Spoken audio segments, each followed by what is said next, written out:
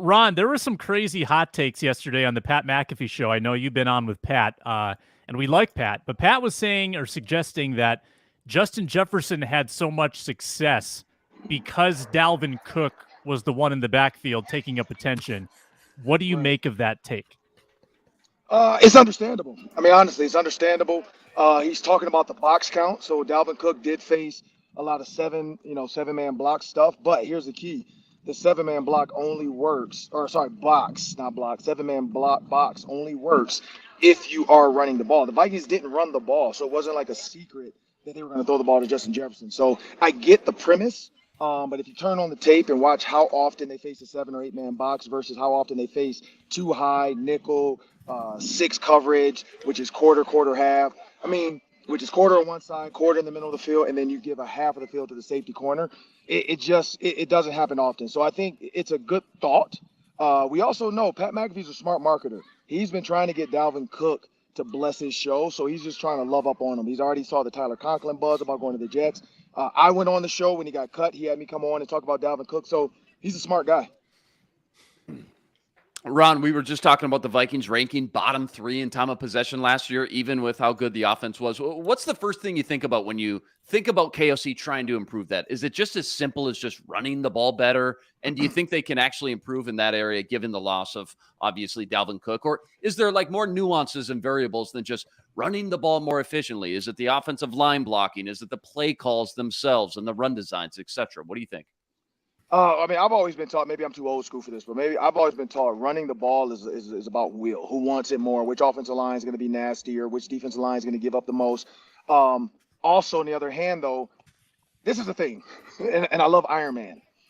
If you watch Iron Man movies and they talk about the guns he has, he, in one of the movies, I think it was like Iron Man when, the dude came with the ropes, and I think it was Iron Man 2. And I forgot the actor, but he looks super old and beat up, but he's the guy with the deal. In part of the movie, he's shooting, and then all of a sudden he says, "Get down," and he just nukes the entire amount of robots with like one shot. If I have a nuclear weapon in Justin Jefferson, I'm going to use it more than I'm going to use my little, not say it's a little gun, but a 9 mm. Dalvin Cook's like a 9 mm. Justin Jefferson's a nuke. So I think when you're thinking about KOC using his big gun was Justin Jefferson. That's why they moved on from Dalvin Cook. Vice versa, look at Tennessee. They moved on from A.J.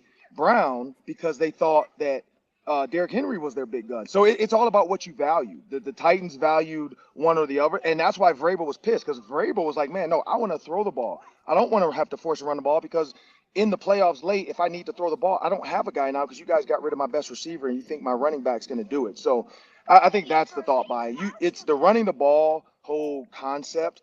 Look at Tom Brady winning the Super Bowl. He didn't have a big running game. And I think I went over this with Sam.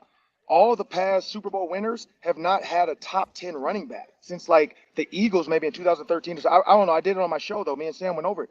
It's like 2013. And I went over to Pat McAfee show. 2013 was like the last time they had a running back that actually was in the top 6, which I forgot who that was. But the Super Bowl winner, man, it's not about running the ball anymore. It's changed. Mm-hmm. Yeah, good point. Arif. Yeah, I think like I feel like a lot of people just kind of miss that. But, I think it's also important to understand that running the ball is still important. And so with that in mind, like, how do you envision what the Vikings running game is going to look like now with those 4 backs? Like, how's it going to be split? When are they going to run the ball? How are they going to run the ball? That kind of stuff. Well, honestly, I think it's going to be a zone read type scheme. I don't feel like they have the offensive linemen that can be bruisers and just run straight up the middle, straight up the tackle's back. It's going to be more of a zone scheme. You're going to have unless you're going to Christian Darrisaw's side, and maybe you can't do that all the time because you're giving away your keys. But if I'm going to Darrisaw, I'm going to run a road grade type where he's just putting his hand in the ground, he's going forward. But if I'm going to Brian O'Neill, he's a little bit more svelte.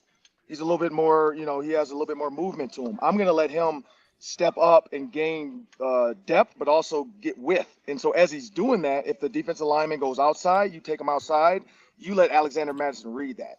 Vice versa, if he takes him inside, you take him inside, Alexander Madison reads that. Now, this is the key. It's going to be the running back out of Ty Chandler, Alexander Madison, McBride, whoever can read, and Kene Nwangwu, whoever can read that the best. Whoever's doing the best at the zone read is going to be the running back that gets the most carries. I did check the Dalvin Cook box count stats as well, and The 8-man count percentage is low. It's like, let's see, 7, 10, 12, like 14, 19.8. I think he 16, ranked like 19th of what 18. 42. Yeah, I don't know what the qualification threshold was for this, but it's like 30. And is that like the- 7-man, the- 8-man, or is that plus minus? 8 plus 8+ percent. Okay, on so next this gen. is off. So- This is Vikings formation data.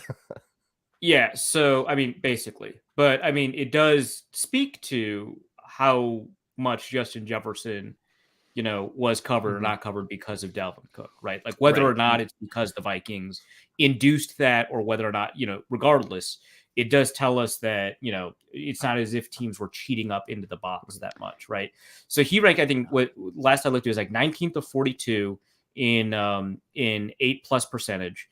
The median 8+ percentage for the qualifying backs was like 20.5%, and he had it at 18.9%, something like that, right? So it seems pretty unlikely. The Vikings also, on passing plays, faced too high, the 8th most in the league. It very much seems like Dalvin Cook did not have the kind of gravity to pull defenders away from Justin Jefferson.